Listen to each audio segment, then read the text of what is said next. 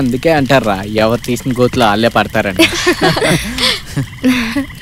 ఏదేమైనా నీ స్టోరీలో లవ్, హర్రర్, సెంటిమెంట్, డ్రామా అన్నీ ఉన్నాయిరా. సినిమాల్లో ట్రై చేయి, మంచి రైటర్ అయిపోతావు. నెక్స్ట్ కథ ఓడి చెప్తా. నేను చెప్తా. పవన్ చెప్పిన కథలో యాక్సిడెంట్ జరగడం వల్ల దయ్యం వచ్చింది. అదే నేను చెప్పే కథలో మటర్ రావడం వల్ల వస్తుందా? కాదు. మరి పోనీ శ్మశానంలో ఓపెన్ చేస్తావా? నో. మరి దయ్యం ఎక్కడి నుంచి వస్తుంది? రాదు, మనమే పిలవాలి, ఆత్మని ఆహ్వానించాలి. అంటే గోస్ట్ ని గెస్ట్ గా పిలవడం అన్నమాట. హే, అడగందే అమ్మాయిని అన్నం పెట్టదు, గోస్ట్ వస్తుందా? నేను అడగకుండా నా పూరి నాకు ముద్దు పెడతా తెలుసా? నోర్మి కాదా? నా కథలో గోస్ట్ ని పొట్టు పెట్టి మరీ పిలుస్తారు తెలుసా? ఎలా పిలుస్తారు? ఎలా పిలుస్తారో మీరే చూడండి.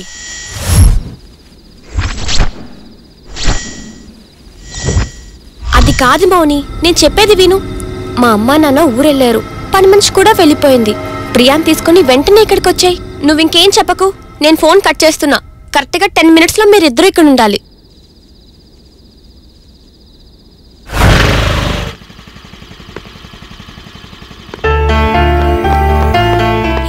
Hi Priyanka. Hi Mounika. Hi Sandeep. How are you? Fine. ఈ టైంలో రమ్మన్నావేంటి? అదేంటి, బోర్ కొడితే బాయ్ ఫ్రెండ్ ని పిలవాలి కానీ మమ్మల్ని పిలిచావేంటి? నీలాగా బాయ్ ఫ్రెండ్ ని మెయింటైన్ చేసే కెపాసిటీ నాకు లేదే.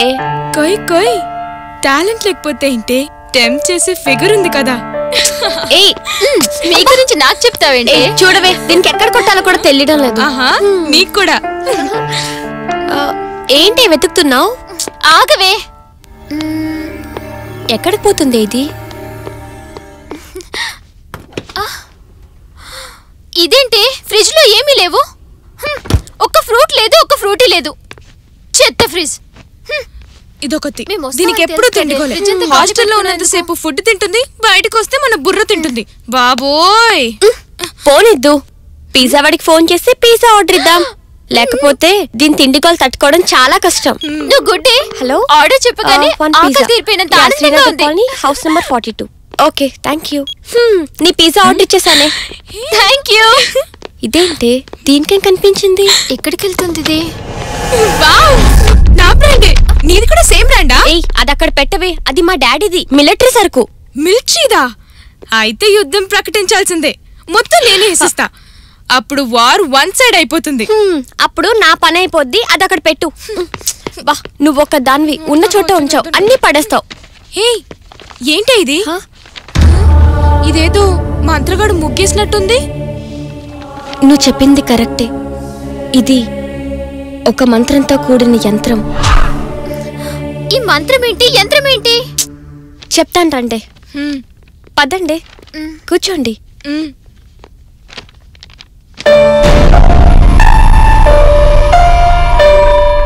ఏవి, నీకు ఒకసారి నేను చెప్పాను కదా స్పిరిట్ గేమ్ అని, అదేనే ఇది. స్పిరిట్ గేమా? ఓ, ఆత్మలయో వస్తాయంటారు, ఆ గేమేనా? అదేనే ఇది. నువ్వు ఎప్పుడైనా ఆడేవా? జస్ట్ విన్నానంతే. అమ్మో, నాకు ఈ దయ్యాలంటే భయం. అయినా ఈ దయ్యాల గేమ్ ఏంటే? ఏయ్, చెప్తాను వినవే. స్పిరిట్ గేమ్ అంటే ఆత్మని ఆహ్వానించడం. ఆహ్వానించడం అంటే? ఆత్మని బొట్టు పెట్టి పిలవడం అన్నమాట. కరెక్ట్. చైనా, జపాన్ దేశాల్లో ఈ ఆట ఎక్కువగా ఆడతారు. నిజమా? దీన్ని ఎలా ఆడాలి? ప్లీజ్ చెప్పవే. హే, వద్దే బాబు, నాకు దయ్యాలంటేనే భయం. ఇక వాటితో ఆటలు ఎందుకు?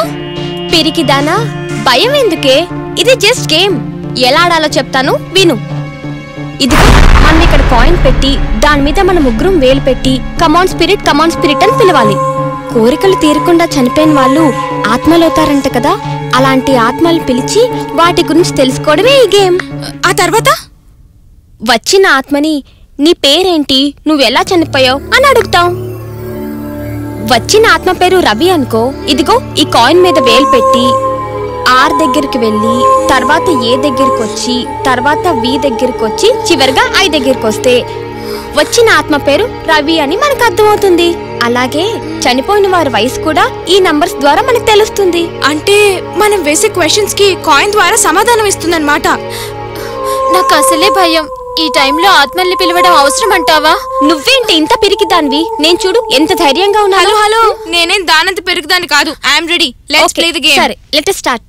హే వద్దే ప్లీజ్, నాకు భయమే. ఏం కాదే, నేను ఉన్నాను కదా. ఏమే ఆ కబోర్డ్ లో క్యాండిల్స్ ఉంటే వెళ్ళి తీసుకురా. సరే. క్యాండిల్స్ ఎందుకే? ఆత్మలు ఎక్కువ వెళ్తుంటే రావు, అందుకే ఈ గేమ్ ని క్యాండిల్ లైట్స్ లోనే ఆడతారు.